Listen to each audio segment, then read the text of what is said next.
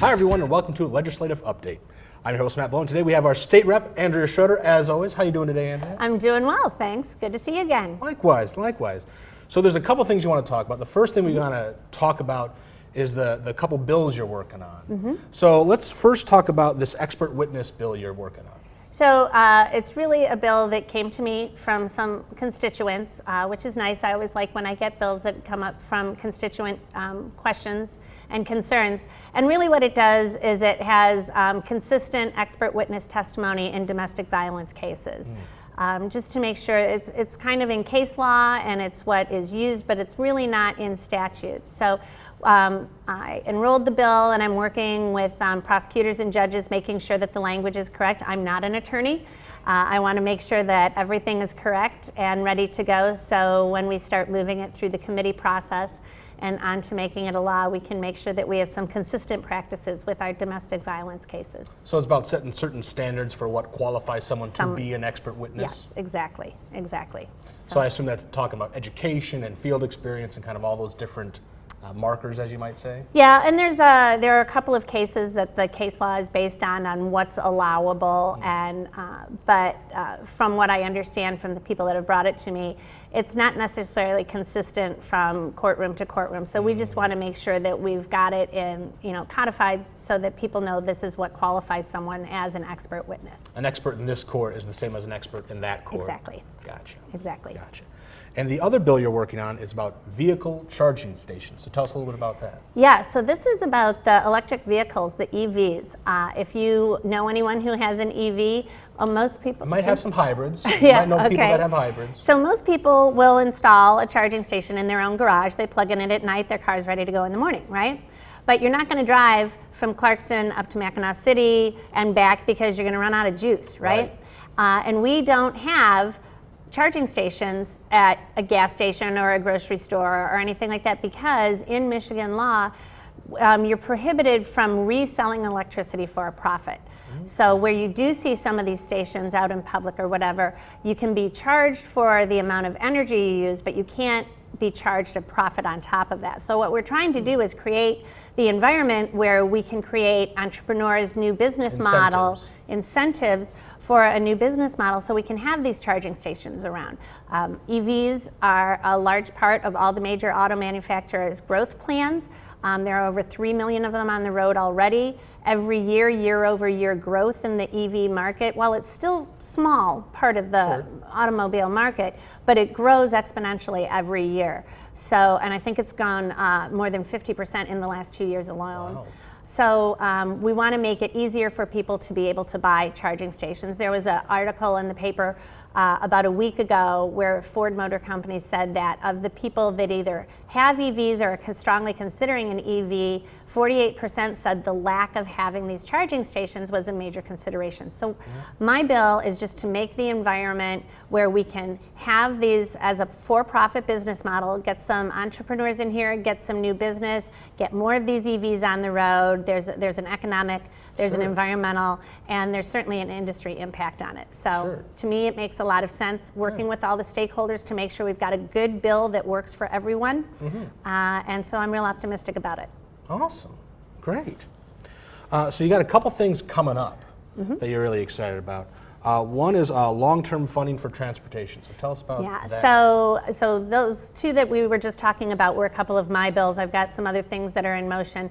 But in broader terms, what the legislature is working on moving forward, we need to start talking about what are we going to be doing long term for funding our transportation needs and our infrastructure needs. So those conversations, have been ongoing, but they're starting to build a little bit more, and so that's really going to be a lot of the focus in the coming months. So some people are working on those now, so it's exciting to see that moving forward a little bit. And then we've got. We're only, 3 months away from our next revenue estimating conference. So we'll be working, we just finished one budget and we're working on the next one. 3 months from now is the revenue estimating conference, which is what we set our budget estimates on. Gotcha. So we'll start working on next year's fiscal budget, right after the beginning of the year, essentially. Wow. Lots Quick. going on. Yes, very quick. Everything, things in Lansing, it's funny, they move very fast and very slow sometimes at the same It's time. a hurry up and wait kind Yes. of process. Sure. Well, the other thing you have that's kind of interesting and new for you, new territory for you, is you're doing some things with hunting. Tell Yes. us a little bit about that. Yeah, so that is one of the things that's coming up. We have in Michigan, we have a legislative break on hunting season, and it's an in-district work period too. So for the first time, I'm going to be getting a hunting license. Okay. I've had some friends in the legislature offer to teach me Sure. to hunt. I don't know if that's going to work out well or not. But that's coming up, and if I end up not in the woods, I'll be in district during the work period, spending a lot of time really focusing on being here in the district, lots of individual meetings and business and group meetings. So, Gotcha. so that's coming up in November, right before Thanksgiving. Sounds new. Sounds exciting. It is. It is. You also you've had a ton of local events that you were telling me about before the show. Oh, yeah. So kind of give us the highlight of the different things that have been either going on, that you've been trying to be a part of, or that you've been at least trying to stop by. Right. So fall is always a really busy time. And it's fun, a lot of good fun events. Last week we had the Football for a Cure game versus Lake Orion, and I got Representative John Riley from Lake Orion. I went down the hall and I said, hey, let's do something nice for it. And I was working in the concession stands a couple of weeks before that, and spoke with Jackie Ellsworth, who runs the concession program, and I said, you know, let's do VIP patio. So Rep Riley and I sponsored it so that all the honorees who had their names on the back of their jerseys could get a free hot dog, a bag of popcorn, and a drink. Oh, nice. So just a nice little way to recognize the honorees. And honestly, I was very proud. I actually was one of the honorees this year. So it was very nice. Unfortunately, the score wasn't what we wanted it to be. No. If you're a Clarkston fan, not quite the No. ideal game turnout. No. The event was very nice. The event was very nice, and honestly, I thought very nicely done, very well done. It's the first year I've participated at that level, and it was actually more emotional for me than I thought it would be, but it was a very nice evening, other than the score. Right. It was a very nice evening, and I thought they all did a great job, and I think everyone there that worked on it deserves a lot of kudos for doing a nice job for everybody with that. So that was really nice. We've had just a lot of new businesses coming in, lots of ribbon cuttings in the district, and I try to get to as many as I can when I'm not in Lansing. I do a lot of running around, coming in, shaking hands, smiling, and leaving in 20 minutes. Sure. I've been subsisting on a diet of cheese and crackers, which they're delicious, but that's a lot of events. We were talking earlier last night, I had 6 different events to get to. Yeah. And there's just no way you can juggle them all, but I'm really trying because I'm really, I miss being as engaged as I used to be, but you know, I have my job responsibilities in Lansing, keep me in Lansing and keep me in other things. So I'm really focused on making sure I get to our chambers. We had, October was Chamber of Commerce month, so I made sure I had tributes for both of our chambers in Waterford and in Clarkston to deliver to them. Several of the ribbon cuttings we've been talking about. It's School Principal Appreciation Month. Right.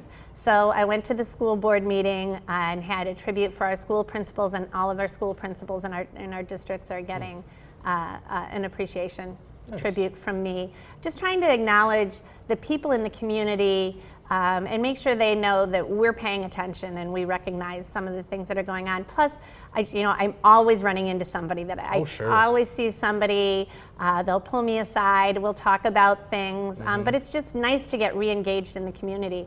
And one of the fun things I got to do recently, a couple of weeks ago, here at Clarkston High School, I got to come and talk to the AP government classes. That's right, yeah. The society and law classes and the civics classes about being a state representative and what the job is like. And then they were able to ask me questions. It was really interesting, and I got some really good, high-quality questions. Oh, yeah. I also, they are high schoolers, so I got some moments of silence. Sure. But it was Especially a lot of fun. earlier in the day or maybe right after lunch. Yes, right. So, but it is one of my favorite things to do, and we've already talked about coming back next semester.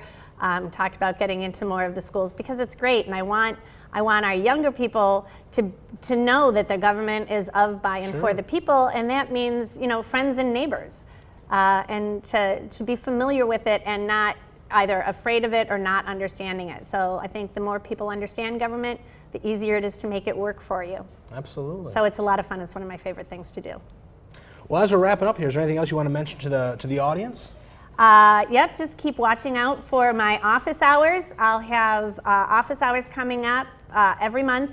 And you can go on my Facebook page, State Representative Andrea Schroeder, and all the information is there and it's updated regularly. Let me think, what else have we got coming up?